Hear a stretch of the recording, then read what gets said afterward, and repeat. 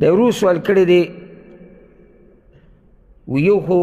په دې خبره دلیل موږ ته وښایه چې خوب سره اودس ماتېږي او دویم زما ذهن ته دا مسله راځي چې بعضو ځایونو کې موږ حدیثونه واورو چې رسول الله صلی الله علیه وسلم د سهار مانځه نه راپاڅېدو اوده او اودس یې نه دی کړی نو څنګه هغه اودس نه دی کړی او مانځلی ځي او بل طرف ته علما وایي چې خوب سړی وکړي نو هغه اودس یې ماتېږي جواب د دې مسلې هغه دا دی اول خو دلیل په دې خبره چې خوب چې دی دا ماتونکی د اودس دی حدیث د صفوان ابن عسال رضی الله عنه حدیث د صفوان ابن عسال رضی الله عنه دی امام ترمذی راوړی وی کان رسول الله صلی الله علیه وسلم یأمرنا اذا كنا سفرا الا ننزع خفافنا 3 ایام ولياليهن الا من جنابه وی رسول الله صلی الله علیه وسلم موږ ته په سفر کې دا ویلو چې موزې 3 ورځې او 3 شپې مه وباسئ یعنې 3 ورځې 3 شپې باقي مسه کولی شي الا من جنابه ها که جنابت ته باندې راغی نو بیا به یې لرې کوئ ځکه چې غسل کې خو مسه نشته په جورابو په موزو ولكن من غائط وبول ونوم نو بیا اجازت په څه کې ده مسې وایي که چېرته ډک اودس ماتی سړی وکړي یا تش اودس ماتی وکړي یا اوده شو دا دلیل دی یا څه شو اوده شو نو چې را خوب یې ذکر کړی دا دلیل دی په دې باندې چې د خوب سره اودس ماتېږي او هغه خوب سره اودس ماتېږي چې انسان پکې بلکل بېخوده شي د خوا او شا د حالاتو نه او په ځان باندې نه وي پوهه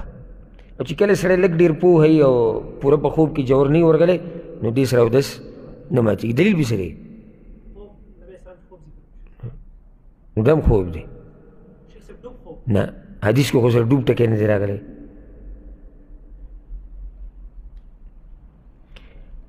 صحابه کرامو چې یو پیر رسول الله صلی الله علیه وسلم انتظار کوو ماسخوتن منزل به راوځي وایي په بعضو پکې سرونه داسې زوړن شو او بیا رسول الله صلی الله علیه وسلم راووتو ناوخته او مونځ یې وکړو دغه کسانو بیا اودس نه دی کړی د کومو چې سرونه پرې درانه شوي یا د خوب په اولنۍ مرحله کې ورننوتي پته چې تاسو به دا اورېدلي که نه وي ما خو ډېر پیرې بیان کړی نو دا دلیل دی په دې باندې چې په دغه خوب سره اودس نه ماتېږي د خوب د اولنۍ مرحله چې هسې جټکې یا پر کالي چې ورته ویلی کېږي په دې سره اودس نه ماتېږي جوور خوب سره اودس ماتېږي خو دلته بل طرف ته حدیث دی د عبدالله بن عباس امام بخاري امام مسلم راوړی دی په هغې اخر په حدیث په اخره کې دا دي چې عبدالله بن عباس د خپلې ترور کره شپې له تللی او رسول الله وسلم د شپې پاسېدو مونځ یې کوو زه ورسره ودرېدم ما ورسره مونځ وکړو بیا مؤذن راغی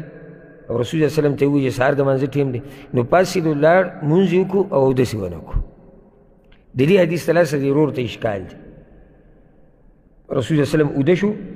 او اودس یې نه دی مات شوی نو دا یاده کوي مسله الحمدلله دې کې هېڅ اشکال نشته هغه مسله دا کومه چې د صفوان په حدیث کې بیان شوي دا د امت دپاره ټول امت دپاره خو رسول صلی الله علیه وسلم بیا دا د هغه یو خاصیت دی چې د هغه په خوب سره د هغه اودس نه ماتېږي او د هغې وجه دا دی چې د هغه سترګې به اوده کېدې خو زړه به یې نه اوده کېدو په دې باندې علماو تفصیلي خبرې په خپلو کتابونو کې په خپلو بیانونو کې کړي دي او وجه د هغې دا ذکر کېږي لکه څنګه چې خطابي رحمه الله وایي وانما منع قلبه النوم ليعي الوحي الذي يأتيه في منامه الله رب العزت د هغه د زړه د اوده کېدو نه په دې منع کړی و ځکه چې هغه ته به په خوب کې وحي راتله نو چې دی په دې وحي باندې پوه شي اوس که یو سړی داسې ویده شي چې سترګې یې مودی او زړه مودی نو دی بیا نه پوهېږي او هلته رسول صلی الله علیه وسلم خوب چې د هغه هم وحي ده نو ځکه دا د هغه خاصیت دی او یو حدیث کې رسول صلی الله علیه وسلم ښه واضح ویلي دی امام احمد راوړی دی امام بخاري هم راوړی دی وایي تنام عیني ولا ینام قلبي زما سترګې وده کېږي خو زما زړه نه وده کېږي او امام ابن ماجه روایت راوړی دی عایشه رضی الله عنها وایي رسول الله وسلم به وده شو ښه جوور خوب کې به ورننوتو ثم یقوم فیصلي ولا یتوضا او بیا به پاڅېدو منزله به لاړ او اودس چاردام به یې نه و یا نه کو اودس چاردام به یې نه کو نو دا هېڅ اشکال نشتی دا د رسول الله وسلم خاصیت دی د هغه دپاره دا مسله خاص وه امت دپاره نه ده بلکې بعض علماو خو دا خبره ذکر کړې ده او دا ډېره مزداره خبره ده وایي دا بعض علما چې کله د دې کتاب کې باب راوړي او که داسې موږ په دې سره اشکال لا پیدا کوو چې یاره دا څنګه رسول الله وسلم ولې داسې نه کول. نو داسې خو ډېر کارونه دي چې هغه د رسول الله وسلم دپاره خاص دي. نو په عرض کې موږ دا سوال کوو چې یاره موږ ته اشکال راځي ولې پیغمبر داسې کړي دي او موږ ته یې داسې ویلي دي. نو پیغمبر دی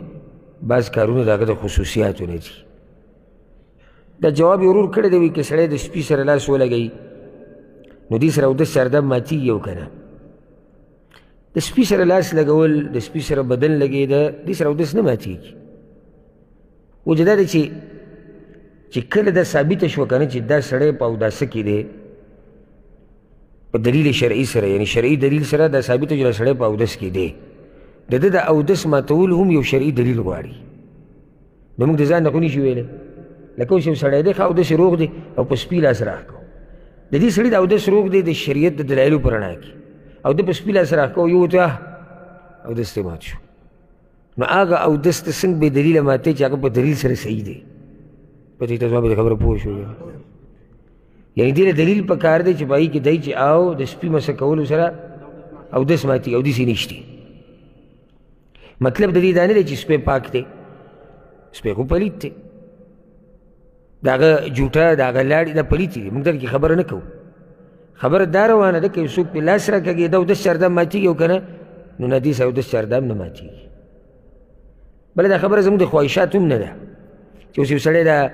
تندی تریو کې ووایي چې یاره نو د سپي سره یې لاس ولګوه اودس یې مات نه شو. نو دا سره خواهشاتو خبره خو نه ده. چېرې زما اوس ستا زړه دا وایي چې دا اودس دې د ده مات وې نو د زړه خبرې خو نه دي. خبره دا ده چې الله او د الله رسول څه وایي دلیل که ته غواړي. نو دا خبره یاده کوي چې سپی اگر که پلید دی خو د هغه سره په لاس لګولو یا بدن لګېدو سره اودس نه ماتېږي. دغه شان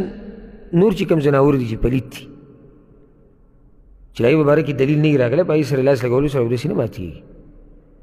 دا بعض خبرې هسې د بې علمه خلک یې بیانوي یا بعض مولیان چې هغوی په دې مسله کې ورسره تحقیق نه وي بیانوي او هغه کمزوري دي. نو په هغې کې یو دا مسله ده د عوامو کې مشهوره دې سره اودس ماتېږي. بعض وایي چې نوکونه واړه کړي دې سره اودس ماتېږي. بعض وایي چې